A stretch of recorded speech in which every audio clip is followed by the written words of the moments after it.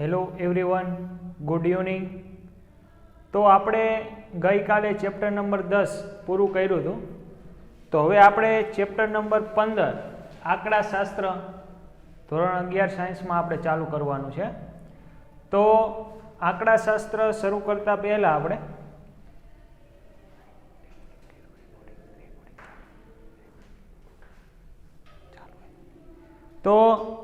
આંકડાશાસ્ત્ર શરૂ કરવાનું છે. ઓકે, તો આંકડાશાસ્ત્ર તમે અગાઉના ધોરણ પણ ભણી ગયા છો, એવું જ આવે છે બરાબર. થોડુંક ડિફરન્ટ આવશે બરાબર, બાકી તો અત્યાર સુધી તમે જે ભણ્યા એ જ આવશે.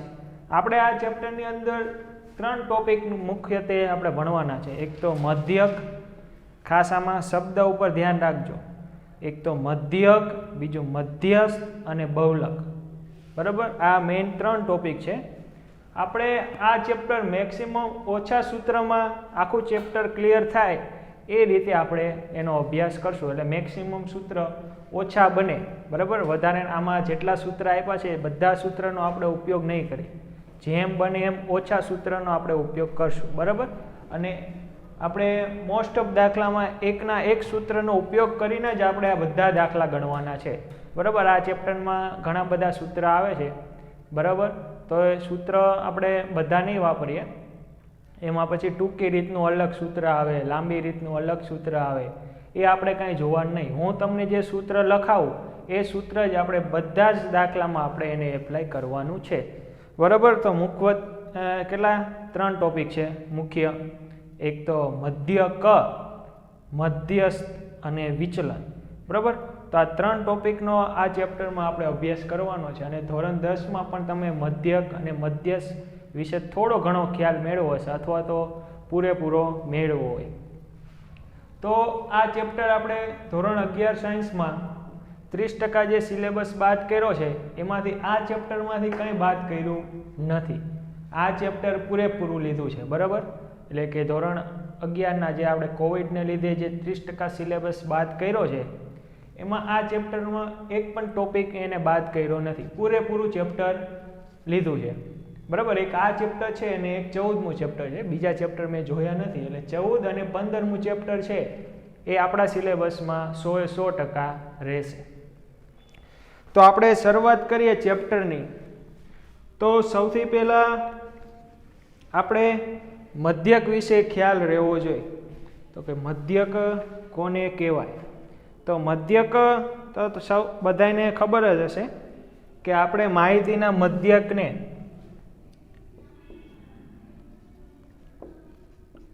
આપણે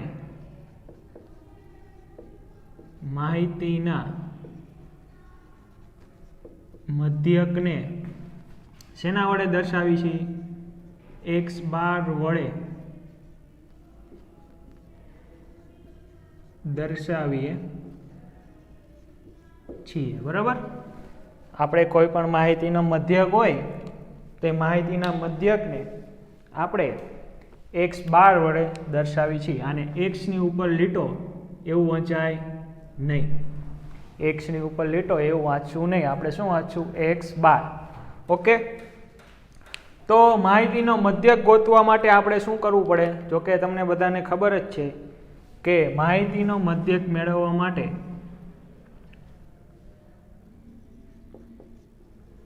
માહિતીનો મધ્યક મેળવવા માટે અવલોકનના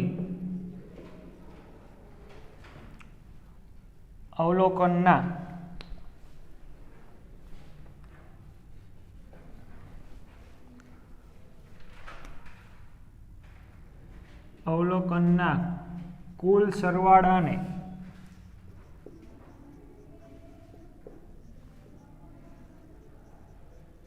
અવલોકનની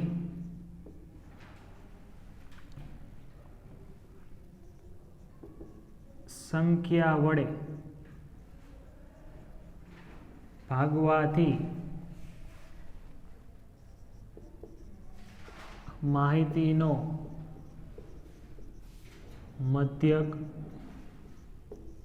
મળે છે. એટલે તમારે જે માહિતીનો મધ્યક મેળવવો હોય તો તમને જે અવલોકન આપ્યા હોય તે અવલોકનનો આપણે સરવાળો કરવાનો અને છેદમાં જેટલા અવલોકન હોય એના વડે ડિવાઈડ કરી દેવાનો, બરાબર. તો એનું સૂત્ર પણ આપણે લખવાનું થાય છે મધ્યક x બાર બરાબર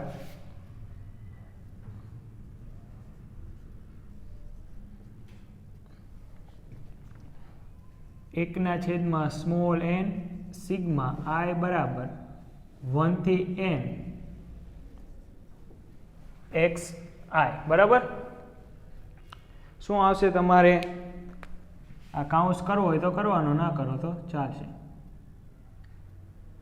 ઓકે, તો આ તમારે એનું મેઇન સૂત્ર થઈ ગયું. તમારે માહિતીનો મધ્યક મેળવવો હોય તો માહિતીના મધ્યક મેળવવા માટે અવલોકનની કુલ સંખ્યાનો સરવાળો, બરાબર, અવલોકનનો સરવાળો, અવલોકનના કુલ અથવા અવલોકનની કુલ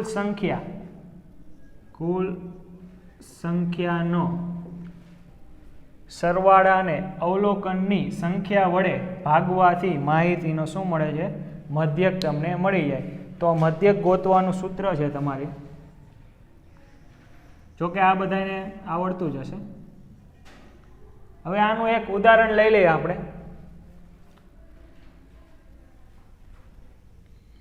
કે ઉદાહરણ તરીકે કે તમને 1 થી 5 આ અવલોકન આપ્યા છે, બરાબર. 1 થી 5 અવલોકન આપ્યા છે. તો તમારે માહિતીનો મધ્યક x બાર મેળવવો હોય, તમને એમ કોઈ કે આનો મધ્યક મેળવો, બરાબર, આ સંખ્યાનો મધ્યક મેળવો. તો મધ્યક x બારનું સૂત્ર શું છે? મધ્યક x બાર બરાબર 1 છેદમાં સ્મોલ n સિગ્મા i બરાબર 1 to n xi. આને શું વચાય? સિગ્મા. આને વચાય સિગ્મા i બરાબર 1 થી n. એટલે i ની કિંમત અહીંયા અલગ અલગ, પહેલાં 1 મૂકવાની, પછી 2 મૂકવાની, પછી 3 મૂકવાની, એમ કરીને ક્યાં સુધી મૂકવાની? n સુધી. એટલે કે તમને જેટલા અવલોકન આપ્યા હોય ત્યાં સુધી, બરાબર. અને વચ્ચે શું કરતું જવાનો? સરવાળો. કારણ કે સિગ્મા એ નિશાની કોની દર્શાવે છે? સરવાળાની. ઓકે, તો આની અંદર તમારે સૂત્રમાં મૂકવાની છે કિંમત. તો સૌથી પહેલાં તમારે શું ખબર હોવી જોઈએ? સિગ્મા xi ક્યાંથી? 1 to n. એટલે હકીકતમાં એટલે આ બધાનો સરવાળો થાય. તો આ બધાનો સરવાળો કરો તો કેટલો મળે? તો કે 1 + 2 + 3 + 4 + 5 ઇઝ ઇક્વલ તો કે 1 ને 3 સોરી 1 ને 2 3, 3 ને 3 6, 6 ને 4 10, 10 ને 5 15. તો આ તમને મળ્યું કહેવાય સિગ્મા xi. આ તમને શું મળ્યું કહેવાય? Sigma xi. એને કેટલા વડે ભાગવાના છે? Small n. સ્મોલ એટલે અવલોકનની કુલ સંખ્યા. તો અવલોકનની કુલ સંખ્યા કેટલી છે? આ 1, આ 2, આ 3, આ 4 ને આ 5. તો આને કેટલા વડે ડિવાઈડ કરવાના? 5 વડે. તો તમને જવાબ મળે 3. એટલે આ કિંમત આની અંદર મૂકવાની આપણે સૂત્રમાં. અહીંયા આપણે ના મૂકી. તો આ સૂત્રની અંદર કિંમત મૂકો તો 1 છેદમાં n એટલે n ની સંખ્યા 5 આવી. આનો સરવાળો સિગ્મા 1 to 5. અહીંયા તમારે આવશે n ની જગ્યાએ 5. કારણ કે કેટલા અવલોકન છે? જનરલ સૂત્રમાં અહીંયા n આવશે, બરાબર, 1 to n. આપણી પાસે સંખ્યા 5 છે તો અહીંયા n ની જગ્યાએ 5 એટલે 1 થી 5. તો એનો સરવાળો 15 આવ્યો. તો અહીંયા આવશે 15. તો આનો જવાબ આવશે 5 તરીને 15. તો 3 છે એ આપણે આ એક્ઝામ્પલનો શું થઈ ગયો? મધ્યક, બરાબર. તો આવી આપણે આ મધ્યકની માહિતી અહીંયા પૂરી થાય છે. હવે તમારે મધ્યસ્થની માહિતી આવશે.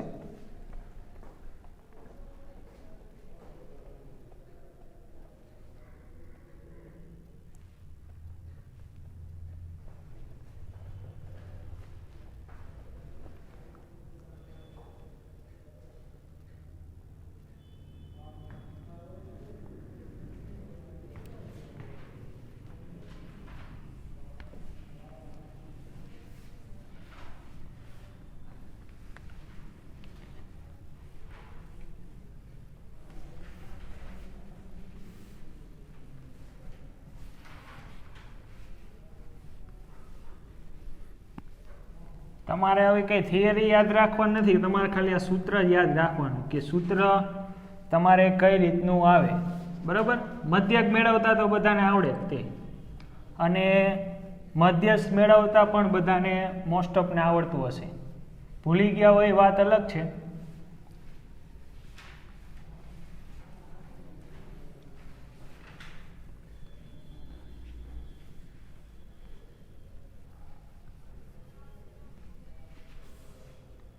તો હવે એના પછીનો ટોપિક આવે છે તમારે મધ્યસ્થ. આ ટોપિક હતો તમારે મધ્યક. હવે તમારો ટોપિક આવે છે મધ્યસ્થ.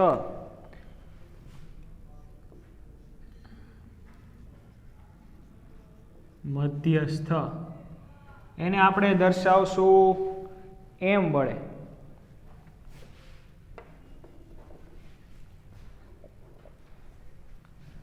મધ્યસ્થની નિશાની છે એમ.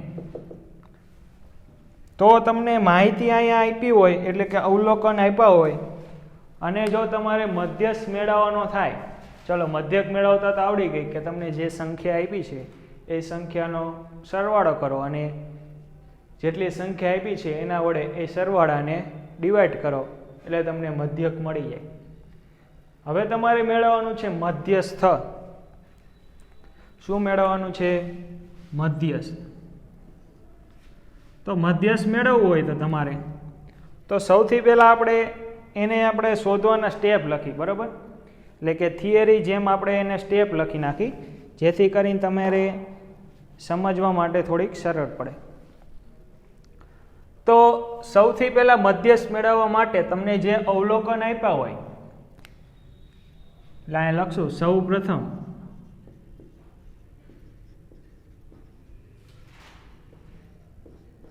આપેલા અવલોકનોને ચડતા કે ઉતરતા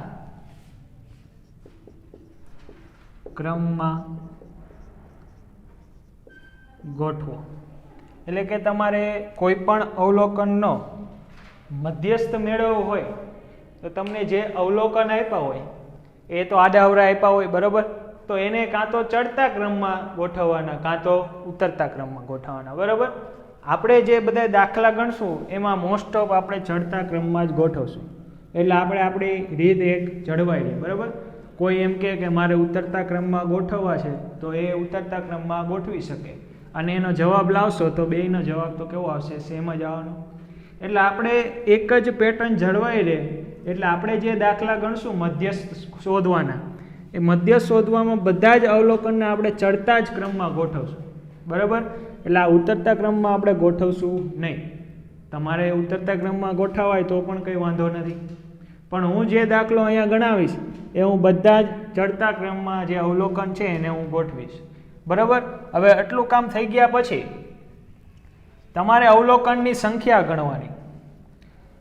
આટલું ચડતા કે ઉતરતા ક્રમમાં અવલોકનને ગોઠવી નાખ્યા. હવે અવલોકનની સંખ્યા તમે ગણો. જો અવલોકનની સંખ્યા અયુગ્મ આવે તો તમારે મધ્યસ્થ તરીકેનું પદ n+1/2 લેવાનું, એ આપણે લખી નાખી. અવલોકનની સંખ્યા અથવા તો પ્રાપ્તાંક વાપરો. પ્રાપ્તાંકની સંખ્યા જો અયુગ્મ હોય તો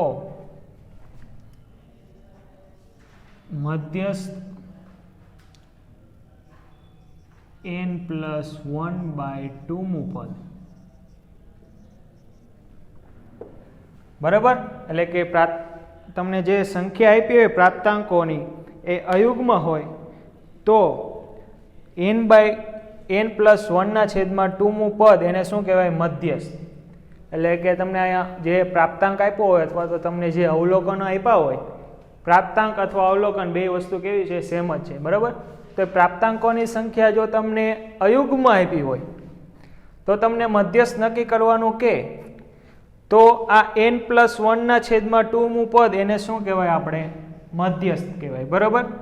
એટલે કે માની લ્યો કે તમને આવી રીતે આપ્યું હોય 1, 2, 3, 4 અને 5 આપણે હમણાં જે એક્ઝામ્પલ લીધું હતું એ છે, બરાબર.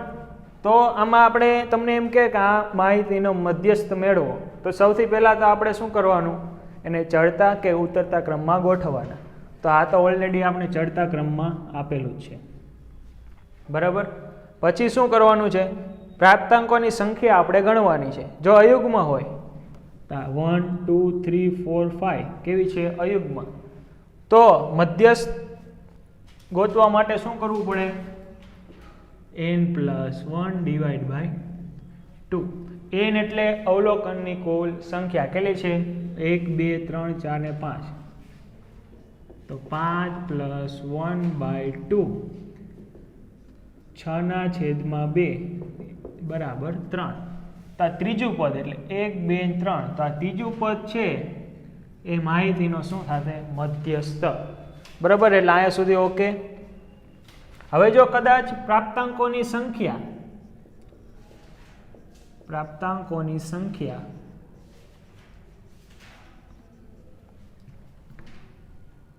જો યુગ્મ હોય તો n/2 મું પદ અને n/2 + 1 માં પદની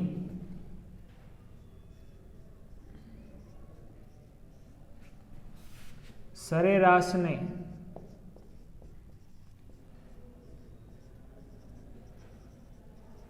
મધ્યસ્થ કહેવાય. હવે જો એવું બને કે અહીંયા પ્રાપ્તાંકોની સંખ્યા યુગ્મ હોય, આ 5ની જગ્યાએ કેટલા મૂકી દઉં, 1 2 3 4 5 અને 6. તો તમારે મધ્યસ્થ નક્કી કરવા માટે શું કરવું પડે, પહેલાં તો ચડતા ક્રમમાં, આ નિયમ તો બેયમાં આવશે, બરાબર. ચડતા કે ઉતરતા ક્રમમાં ગોઠવવો એ જો યુગ્મ પ્રાપ્તાંક હોય એમાં પણ આવશે, અયુગ્મ હોય એમાં પણ આવશે. તો અહીંયા પ્રાપ્તાંકોની સંખ્યા કેવી છે, યુગ્મ થઈ, બરાબર. આ તમારી રકમ છે, અહીંયા પ્રાપ્તાંકોની સંખ્યા યુગ્મ થઈ. તો કેટલામું પદ, n/2 મું પદ, એટલે કે 1 2 3 4 5 6. n/2 મું પદ એ કેટલો આવશે તમારે, 6/2 બરાબર 3. અને n/2 + 1 એટલે n/2 તો તમને મળી ગયા, એટલે n/2 + 1 એટલે કે 3 + 1 બરાબર. એટલે આના કેટલા આવશે, 4 ના સરેરાશ, એટલે 3 + 4/2 તો 7/2. આ જેટલું પદ મળે એ તમારે શું થાય, તમારે પ્રાપ્તાંકોનો મધ્યસ્થ થાય, બરાબર. તો આનો મધ્યસ્થ શું આવશે તમારે, 3.5, બરાબર.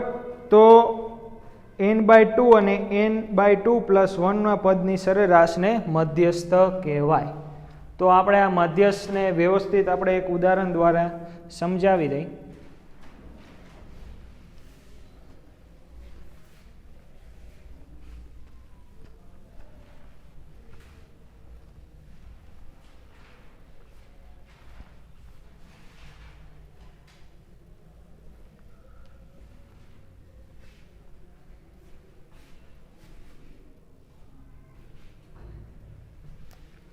ચાલો, તો સૌથી પહેલાં તો અયુગ્મ વાળું પદનું ઉદાહરણ તો જોયું આપણે, એ જ લઈ લે.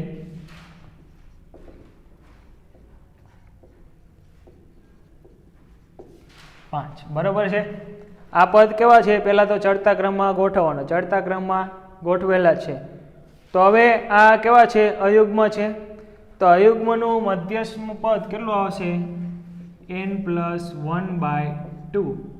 તો આનો જવાબ આવશે તમારે 5 + 1 / 2, આના બરાબર 3. બીજું એક્ઝામ્પલ લઈ લે, 1 2 3 4, બરાબર. તો આ છે યુગ્મ પદ. તો પહેલાં ચડતા ક્રમમાં ગોઠવવાના, ચડતા ક્રમમાં છે. તો યુગ્મ પદ માટે n મધ્યસ્થ તરીકે કયું આવશે, આ થઈ ગયું તમારે મધ્યસ્થ m અથવા તો ખાલી મધ્યસ્થ. તો n/2 મું પદ એટલે કે n/2 મું પદ કયું છે, 1 2 3 4 4/2 એટલે બીજું પદ એટલે 2 અને n/2 પ્લસ 1મું પદ એટલે n એટલે કેટલા છે 4 4 છેદમાં એટલે 2 પ્લસ 1 એટલે ત્રીજું પદ. તો પહેલા અને ત્રીજા પદની સરેરાશ, તો પહેલો અને ત્રીજું પદ 2 અને ત્રીજું આ પદની સરેરાશ એટલે કે તમારે કેટલા આવશે 2 પ્લસ 3/2 તો 5/2 યાની કે 2.5 એટલે આનો મધ્યસ્થ થઈ ગયો મધ્યસ્થ એમ. તો આ તમારે માહિતીનો મધ્યસ્થ મળી જાય.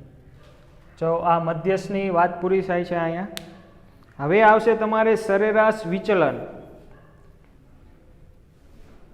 તો સરેરાશ વિચલન મેળવવા માટે તમારે શું કરવાનું એની ચર્ચા હવે આપણે કરીએ. સરેરાશ વિચલન તમારે ધોરણ 10માં નહીં આવ્યું હોય, પરંતુ આ બે તો તમારે આવી ગયું હશે કે મધ્યસ્થ કઈ રીતે મેળવવું અને મધ્યક કઈ રીતે મેળવવું.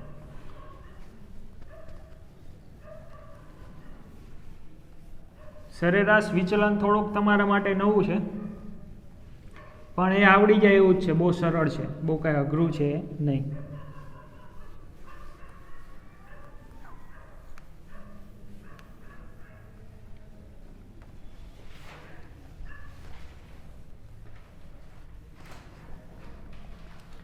આ થિયરી પૂરી થાય એક સરેરાશ વિચલનની, એટલે આપણે એક્ઝામ્પલ ગણીએ.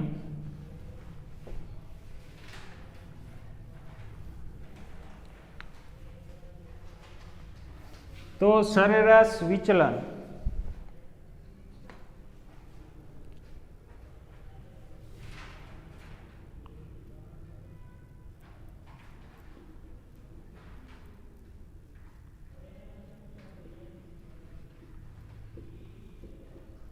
સરેરાશ વિચલનને MD વડે દર્શાવાય. એનું ઇંગ્લિશ નામ થાય મેન ડિવિઝન, એટલે આપણે એને શોર્ટમાં MD વડે દર્શાવશું. બરાબર, સરેરાશ વિચલનને.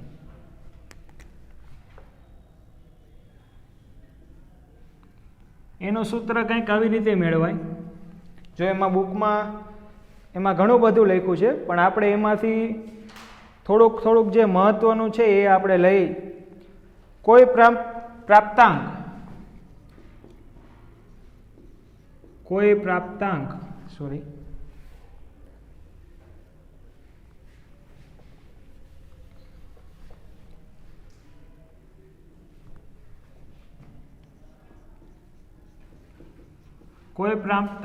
x થી એનું અંતર x માઇનસ a જેટલું હોય, x નું અંતર x માઇનસ a થી અંતર x માઇનસ ને x માઇનસ a ને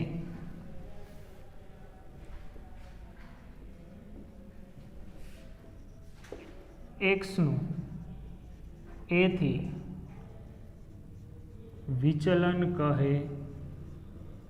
એટલે કે માની લો કે તમને કોઈ પ્રાપ્તાંક આપ્યો હોય, એ પ્રાપ્તાંક આપણે લઈ લીધો કેટલું x. હવે x નું a થી અંતર તમને માની લો કે આટલું મળે છે x માઇનસ a. કોનું? x નું a થી અંતર તમને શું મળે છે x માઇનસ a. તો જે આ તમને x માઇનસ a મળ્યું એ x નું a થી શું કહેવાય વિચલન, એટલે અહીંયાથી થોડોક ખાઈશો એવું કંઈક કહી શકીએ. બરાબર આપણે. તો આ વિચલનના, તો તમને જે આ વિચલન મળ્યું, તો કે આ વિચલનના મધ્યકને, આ વિચલનના નિરપેક્ષ મૂલ્યના મધ્યકને, આ વિચલનના નિરપેક્ષ મૂલ્યના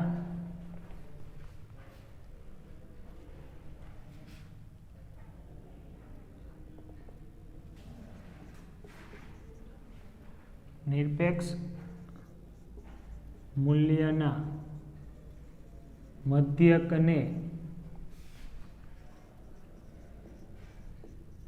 સરેરાશ વિચલન કહે છે. એટલે કે તમને આ જે વિચલન મળ્યું એ વિચલનના નિરપેક્ષ મૂલ્યના મધ્યકને શું કહેવાય? સરેરાશ વિચલન કહેવાય. સરેરાશ વિચલન એક શું છે કે તમને કોઈ પ્રાપ્તાંક આપ્યા હોય, પ્રાપ્તાંકનું એથી અંતર તમને આપ્યું હોય x માઇનસ એ, તો આ x માઇનસ એ એક્સનું એથી શું કહેવાય? વિચલન કહેવાય. તો તમને જે વિચલન મળ્યું એના નિરપેક્ષ મૂલ્યના મધ્યકને શું કહેવાય? સરેરાશ વિચલન. બરાબર. આ બધામાં તમને ખબર ના પડે તો કશું વાંધો નહીં. આપણે સરેરાશ વિચલનનું સૂત્ર લખી દઈએ. તો સરેરાશ વિચલનનું સૂત્ર કોઈ આ એ પોઈન્ટ માટેની વાત કરીએ છીએ. બરાબર. એમડી એ બરાબર, જો તમને સૂત્ર લખ્યું છે એટલે આ એ પોઈન્ટ આગળની વાત કરીએ આપણે. એમડી એટલે શું છે? સરેરાશ વિચલન, મેઇન ડિવિઝન, એટલે એનું શોર્ટ ફોર્મ ઇંગ્લિશમાં એમ. બરાબર. સરેરાશ એટલે મેઇન એનો એમ લીધો અને વિચલન એટલે ડિવિઝન એનો ડી લીધો છે. તો એમડી એટલે તમારે એથી નિરપેક્ષ મૂલ્યનો સરવાળો, એથી વિચલનના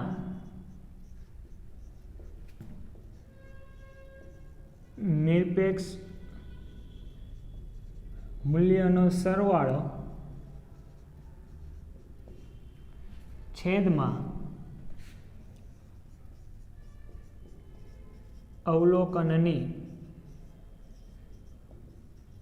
સંખ્યા. આ તમારે બુકમાં આવું સૂત્ર લખ્યું છે. બરાબર.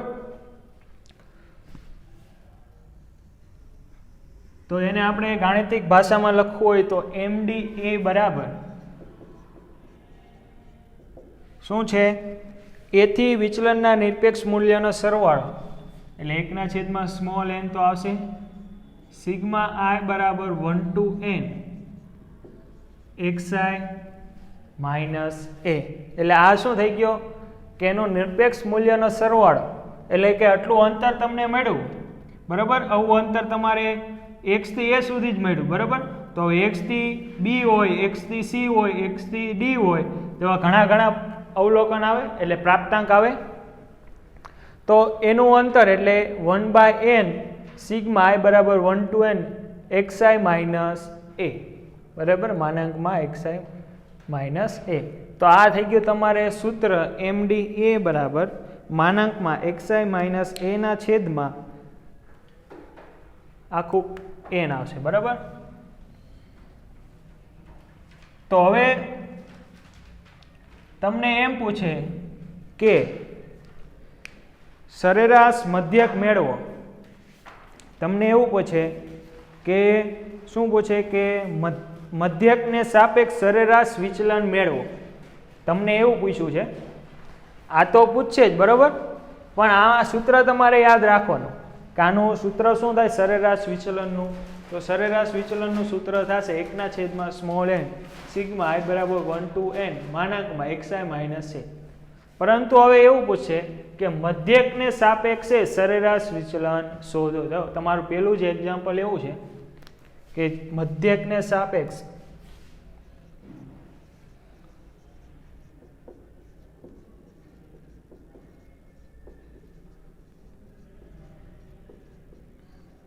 સરેરાશ વિચલન મેળવો. જ્યારે તમને આવું પૂછે કે મધ્યકને સાપેક્ષ સરેરાશ વિચલન, આપણે સરેરાશ વિચલનનું સૂત્ર એટલા માટે જ શોધ્યું છે કારણ કે સરેરાશ વિચલન તમારે ક્યારેય ગોતવાનું નહીં આવે, પરંતુ શું આવશે? મધ્યકને સાપેક્ષ સરેરાશ વિચલન શોધવાનું આવશે. તો સરેરાશ વિચલન શોધવાનું સૂત્ર તો આ જ છે. હવે આપણે શું ગોતવાનું? કોને સાપેક્ષ? મધ્યકને સાપેક્ષ. અહીંયા આપણે એને સાપેક્ષ શોધતા. બરાબર. કોઈ એક પર્ટિક્યુલર પોઈન્ટ એને સાપેક્ષ આપણે એનું વિચલન આ મળ્યું, તો મધ્યકને સાપેક્ષ વિચલન શોધવાનું હોય તો એમડી કૌંસમાં x બાર બરાબર 1/n સિગ્મા i બરાબર 1 to n xi minus x બાર. તો તમને જે આ સૂત્ર મળ્યું એ શું છે? માહિતીનો મધ્યક મેળવવા, એટલે કે મધ્યકને સાપેક્ષ સરેરાશ વિચલન મેળવવાનું સૂત્ર છે. એટલે એને પણ આપણે બોક્સ કરીને દર્શાવશું. તમારે આવું ક્યાંય લગભગ 10માં નહીં આવ્યું હોય. તો આ વાત થઈ આપણે મધ્યકને સાપેક્ષ સરેરાશ વિચલન મેળવવાનું સૂત્ર. આપણે અહીંયા લખશું કે જ્યાં x બાર બરાબર મધ્યક, જો કે એ બધાને ખબર જ છે પણ તોય આપણે લખી નાખીએ. હવે આ તો વાત થઈ ગઈ મધ્યકને. તો હવે મધ્યસ્થને સાપેક્ષ સરેરાશ વિચલન મેળવવાનું કે તો મધ્યસ્થને સાપેક્ષ સરેરાશ વિચલન મેળવો. બરાબર, આપણે હમણાં મધ્યક કઈ રીતે ગોતવો એ પણ શીખા, પછી સરેરાશ વિચલનનું સૂત્ર શીખા, મધ્યક કઈ રીતે ગોતા એ પણ શીખા, પછી મધ્યકને સાપેક્ષ સરેરાશ વિચલન કઈ રીતે મેળવવો. તો આ સૂત્રની અંદર તમારે એની જગ્યાએ x બાર એટલે x બાર મધ્યક, એ મધ્યક કઈ રીતે ગોતવાનો એ મહત્વનું છે. બરાબર, એ મધ્યક તમે જે રીતે ગોતશો એ જ અહીંયા તમારે મધ્યક મૂકવાનો આવશે. એટલે તમારે પર્ટિક્યુલર કંઈ એવા દાખલા નહીં પૂછે કે આનો મધ્યક ગોતો કે આનો મધ્યસ્થ ગોતો. તમારે આવા મિક્સ દાખલા પૂછાશે. બરાબર, એટલે ખાસ બધું આવડવું જરૂરી છે. તો હવે વાત કરવાની મધ્યસ્થને સાપેક્ષ સરેરાશ વિચલન મેળવવા માટે અહીંયા શું લખવું પડે આપણે? m બરાબર 1/n સિગ્મા i બરાબર 1 to n માનાંકમાં xi minus m. બરાબર, અને આ કાઉન્સમાં લખી નાખવાનું જ્યાં m બરાબર મધ્યસ્થ સૂચવે છે. તો આ સૂત્ર થઈ ગયું તમારે મધ્યસ્થને સાપેક્ષ સરેરાશ વિચલન મેળવવા માટેનું સૂત્ર. એને પણ આપણે બોક્સમાં દર્શાવી દઈ. એટલે ટૂંકમાં તમારે મેન કેટલા સૂત્ર થયા? આમ જોવા જાય તો આ 3 અને આગળના 2. બરાબર, તો આગળના 2 અને આ 3 સૂત્ર તમારા ટૂંકમાં મહત્વના અત્યાર માટે થયા. મધ્યકને સાપેક્ષ સરેરાશ વિચલન કઈ રીતે મેળવવાનું, મધ્યકને સાપેક્ષ સરેરાશ વિચલન કઈ રીતે મેળવવાનું, બરાબર, અને મધ્યક કઈ રીતે મેળવવાનું, અને મધ્યસ્થ કઈ રીતે મેળવવાનું. આ બધાની માહિતી તમારી પાસે હોવી જોઈએ. ફરીથી એકવાર રિપીટ કરી દઉં, જો મધ્યક ગોતવું હોય તો બધાને આવડે. અવલોકનનો સરવાળો કરવાનો, જેટલા અવલોકન આપ્યા હોય એટલા, એના છેદમાં અવલોકનની કુલ સંખ્યા, એટલે તમને મધ્યક મળી ગયો. હવે મધ્યસ્થ મેળવવા માટે આપણે શું કરવાનું?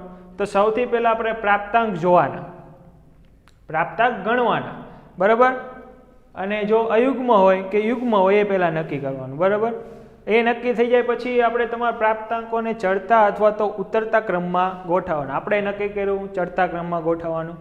તો ચડતા ક્રમમાં ગોઠવવા પછી તમારે જો યુગ્મ હોય, પેલા અયુગ્મની વાત કરીએ, જો અયુગ્મ હોય તો n+1 ના છેદમાં 2મું પદ એ મધ્યસ્થ કહેવાશે. જો યુગ્મ હોય તો n/2મું પદ અને n/2+1ના પદના સરેરાશને શું કહેવાય? મધ્યસ્થ કહેવાશે. હવે એ મધ્યસ્થને મધ્યક મળી જાય એનો ઉપયોગ આપણે અહીંયા કરવાનો થશે. બરાબર, એટલે તમને પ્રાપ્તાંક આપ્યા હોય, બરાબર, તો એનો તમને એમ પૂછશે મધ્યકને સાપેક્ષ સરેરાશ વિચલન મેળવો. તો અહીંયા તમારે x બાર, જે x બાર છે મધ્યક છે, તો મધ્યક ગોતતા આવડતું હોવું જોઈએ. માહિતી આપેલી હોય મધ્યસ્થને સાપેક્ષ સરેરાશ વિચલન મેળવો, તો અહીંયા એમ શું સૂચવે છે? મધ્યસ્થ. તો મધ્યસ્થ ગોતતા આવડતું હશે તો તમે આમાં કિંમત મૂકી શકશો. બરાબર, એક એક્ઝામ્પલ જોઈએ આપ.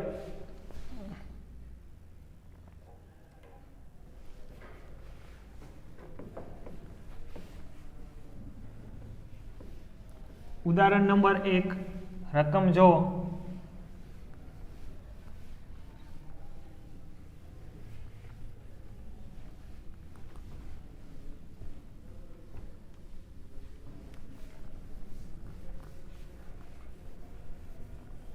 એક બે દાખલા ગણશો એટલે વ્યવસ્થિત પ્રેક્ટિસ થઈ જશે.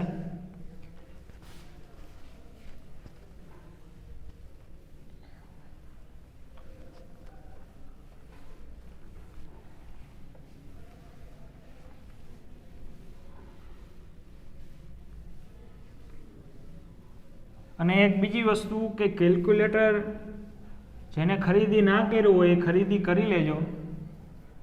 અને જેની પાસે હોય એ હવે દરરોજ લેક્ચરમાં જોડે લઈને બેસજો. ને અત્યારે પણ જેની પાસે કેલ્ક્યુલેટર અત્યારે પાસે ના હોય, બરાબર, ને ઘરમાં ક્યાંય પડ્યું હોય તો કેલ્ક્યુલેટર લઈ આવજો, કારણ કે આખું ચેપ્ટર આપણે કેલ્ક્યુલેટરની મદદથી ગણવાનું થશે. બરાબર, સરવાળા બાદબાકી જે કાંઈ કરવાનું થશે આપણે કેલ્ક્યુલેટરમાં કરશું. એટલે જેની પાસે ના હોય એ ખરીદી લેજો. ઉદાહરણ નંબર 1, તમને શું કીધું? નીચે આપેલી માહિતી માટે મધ્યકને સાપેક્ષ સરેરાશ વિચલન તમારે મેળવવાનું છે. તો સૌથી પહેલા પ્રાપ્તાંકો કયા કયા આપ્યા છે એ લખી દઈ. 6, 7, 10, 12, 13, 4, 8, 12. તમારે મેળવવાનું છે મધ્યકને સાપેક્ષ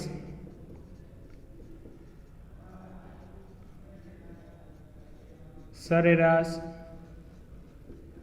વિચલન. બરાબર, આ બીજા નંબરનું સૂત્ર આવશે. તો યાદ કરો કયું સૂત્ર હતું? મધ્યકને સાપેક્ષ સરેરાશ વિચલન મેળવવા માટે મધ્યકને સાપેક્ષ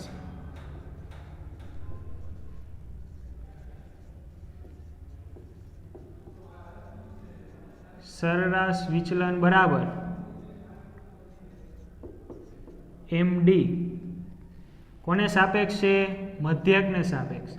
તો x બાર બરાબર 1/n સિગ્મા I બરાબર 1 to n xi minus x બાર. જે xi શું છે? 6, 7, 10, 12, 13, 14, 8, 12 એ શું છે તમારા માટે? xi છે. બરાબર, તો સૌથી પહેલા તો આપણે શું નક્કી કરવું પડશે? મધ્યક. તો મધ્યક મેળવો તો બહુ સહેલી વસ્તુ છે. મધ્યક x બાર બરાબર 6 + 7 + 10 + 12 + 13 + 4 + 8 + 12. કેટલી સંખ્યા થઈ?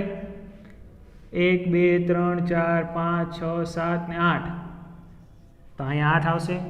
બરાબર, અથવા તો અહીં સૂત્ર તમારે લખવાનું મધ્યક x બાર બરાબર 1/n sigma 1 to n xi. અહીંયા 1 to કેટલા આવશે? 8 આવશે. અહીંયા તમારે આવશે 1 to 8, કારણ કે n એટલે આપણે પ્રાપ્તાંકોની સંખ્યા છે. તો પ્રાપ્તાંકોની સંખ્યા આપણા કિસ્સામાં કેટલી છે? 8.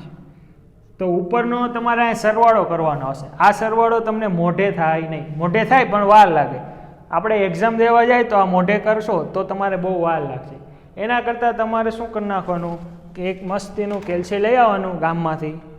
બરાબર, એ કેલ્સીની અંદર આપણે સરવાળો કરતું જવાનું. 6 + 7 + 10 + 12 + 13 + 4 + 8 અને +12. એટલે તમારે 72 જવાબ આવે છે. બરાબર, ઉપર કેટલો આવે છે? 72/8 આના બરાબર 9. બરાબર, તો આ તમને મળ્યો શું? સૌથી પહેલાં તો મધ્યક મળી ગયો. બરાબર, તો મધ્યક મળી ગયો. મધ્યક તમારે કેટલો મળ્યો? 9. તો હવે તમારે એને શેમાંથી બાદ કરવાનો છે? xi માઇનસ x બાર. સિગ્મા પછી મેળવશું. સૌથી પહેલાં તો આપણે માનાંકમાં xi માઇનસ x બાર મેળવશું.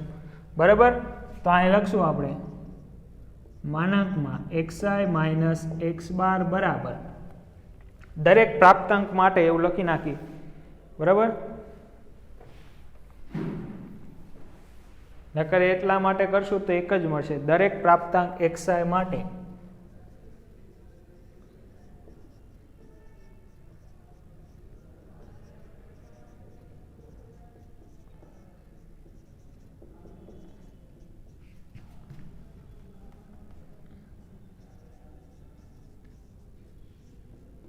બરાબર. બુકમાં હજી એક સ્ટેપ આવ્યું છે કે દરેક પ્રાપ્તાંક xi માટે xi માઇનસ x બાર મેળવશું, પછી એનું શું કરશું? માન લેશું.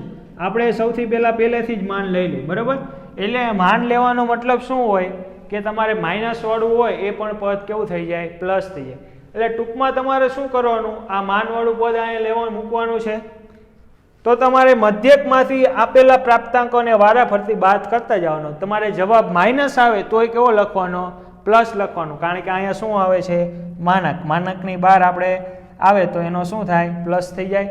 એટલે કે તમારે પ્રાપ્તાંકોને માંથી મધ્યકને બાદ કરતું જવાનું, બરાબર. જવાબ માઇનસ આવે તો કેવો લખવાનો, પ્લસ જ લખવાનો. તો આમાંથી બાદ કરતા જાઓ. ચલો 9 માંથી 6 જાય તો 3, પછી 9 માંથી 7 જાય તો 2. હવે શું હકીકતમાં અહીંયા તમારે કિંમત મૂકતું જવાનું કે 6 માઇનસ 9 તમારે આવે આમ કે તમારે આમાં કિંમત મૂકવાની xi માઇનસ x બાર. તો xi સૌથી પહેલાં તમે 6 મૂકો, 6 માઇનસ 9 તો આનો જવાબ આવે માનાંકમાં માઇનસ 3, એટલે 3 માનાંકની બહાર નીકળે. એટલે આપણે ડાયરેક્ટ આ જવાબ લખી દઈએ, લખો. પછી બીજા સ્ટેપમાં તમારે કરવું હોય તો આવું લાવે xi માઇનસ x બાર. તો xi બીજું પદ છે 7 માઇનસ 9 માનાંકમાં માઇનસ 2, એનો જવાબ આવે 2. તો આપણે સીધું સ્ટેપ આ લખી દઈએ.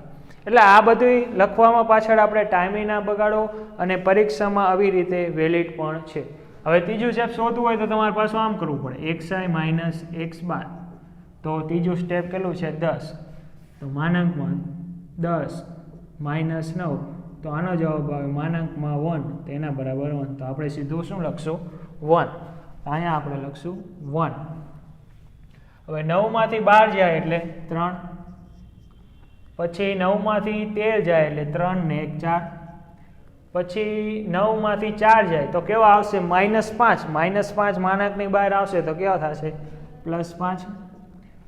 પછી 9 માંથી 8 જાય તો 1, અને 9 માંથી 12 જાય તો પાછા 3. તો આ ગણી લેવાના 1 2 3 4 5 6 7 ને 8. તો 8 થઈ ગયા. અવલોકનની સંખ્યા કેટલી છે 8. તો આ પણ કેટલા થવો જોઈએ 8. હવે તમારે શું કરવાનો, આ બધાનો સરવાળો કરવાનો છે. કેમ સરવાળો કરવાનો છે, કારણ કે અહીંયા શું છે સિગ્મા i બરાબર 1 to n. n ની જગ્યાએ તમારે મૂકી દેવાના 8, એ આપણે સૂત્રમાં મૂકી દઈએ. તો હવે આ બધાનો સરવાળો અહીં નીચે જ કરી નાખી.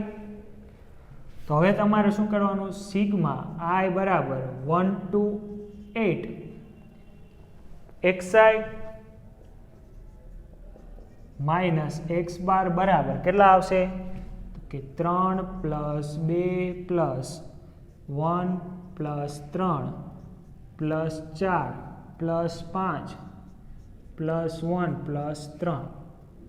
તો આ બધાનો સરવાળો કરો. 3 ને 2 5 ને 1 6 6 3 9 9 4 13 ને 5 18 ને 19 19 ને 22 થઈ ગયા ને.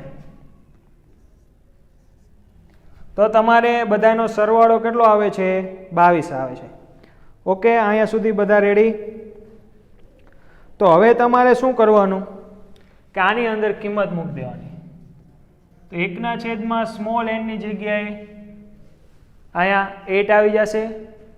સિગ્મા i બરાબર 1 to n xi minus x બરાબર n ની જગ્યાએ તમારે આવી જશે 8, બરાબર. કારણ કે અવલોકનની સંખ્યા છે 8, તો અહીંયા n ની જગ્યાએ 8 આવશે.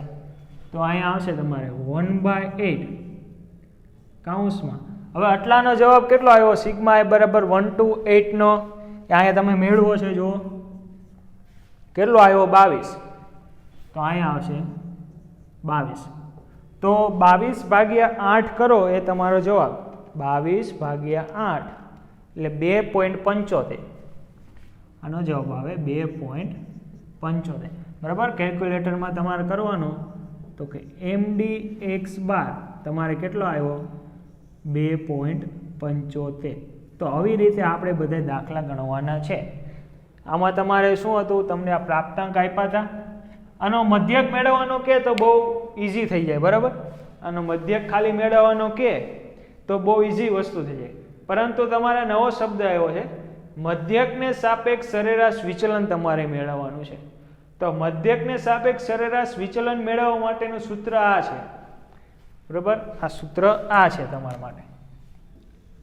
તો આ સૂત્રની અંદર કોની કોની જરૂર પડે એ સૌથી પહેલાં તમને ખબર પડવી જોઈએ. તો સૌથી પહેલાં એક્સ બારની જરૂર પડે. એક્સ બાર એટલે માહિતીનો મધ્યક. તો મધ્યક મેળવવા માટે અવલોકનનો સરવાળો કરો અને છેદમાં અવલોકનની કુલ સંખ્યા. એટલે મધ્યક તો તમને મેળવવાનું કે તો તમે શું લખી નાખો? સીધું 9 લખી નાખો. ચલો અહીંયા સુધીનું કામ પૂરું. એટલે એક્સ બાર મેળવી લીધો. હવે તમારે શું મેળવવાનું છે કે એક્સ એટલે એક્સઆઈ માઇનસ એક્સ બાર મેળવવાનું છે. એનો મતલબ એમ કે મધ્યકને પ્રાપ્તાંકોમાંથી બાદ કરવાનો છે. તો અહીંયા મેં બાદ કર્યો. જો આવી લાઈન લખ નાખે દરેક પ્રાપ્તાંક માટે એક્સઆઈ માઇનસ એક્સ બાર મેળવતા. એટલે બધાનું એમાં ટૂંકમાં આવી ગયું. નકર તમારે કઈ રીતે મેળવવું પડે? અહીંયા હું તમને ડેમો આપી દઉં છું જેથી તમને ખબર પડે. હમણાં આપણે જે ઉપર લખ્યું હતું ને એવી જ રીતે. તો કે એક્સઆઈ માઇનસ એક્સ બાર બરાબર 6 માઇનસ 9 બરાબર માનાંકમાં માઇનસ 3 બરાબર 3. આ આવી રીતે આવે. બરાબર. બીજું પદ એક્સઆઈ માઇનસ એક્સ બાર બરાબર માનાંકમાં 7 માઇનસ 9 બરાબર માનાંકમાં 2 બરાબર 2. બરાબર. આવી રીતે આવશે. આ બધું એક્સ્ટ્રા છે, તમારે લખવાનું નહીં, ખાલી સમજવા માટેની વાત છે. તો આવી રીતે આપણે શું મેળવવાનું? XI minus x bar. એટલે તમારે શું નક્કી કરવાનું? જે મધ્યક તમને મળે એમાંથી પ્રાપ્તાંક બાદ કરી દેવાનો. પ્લસ આવે તો પ્લસ જ લખવાનો છે, માઇનસ આવે તો પણ શું લખવાનું? પ્લસ. એટલે આ બધા કેવા આવશે? પ્લસ. ખાસ એ ધ્યાન રાખજો. બરાબર. એક્સઆઈ માઇનસ એક્સ બારનો માનાંક એ કેવો આવશે? હંમેશા પ્લસ જ આવશે. અહીંયા કંઈ માઇનસ આવશે નહીં. પછી આનો શું કરવાનો છે? સિગ્મા મેળવવાનો છે. એટલે સરવાળો કરવાનો. એનો સરવાળો મને 22 મળ્યો. તો આની જગ્યાએ 22 અને 1/n ની જગ્યાએ 8. તો 8 એનો જવાબ જે આવે 2.75. તો આજના લેક્ચર માટે આપણે ઉદાહરણ નંબર 1 સુધી રાખી છીએ. ગઈકાલથી આપણે ઉદાહરણ નંબર 2 થી કન્ટિન્યુ કરશું. Thank you.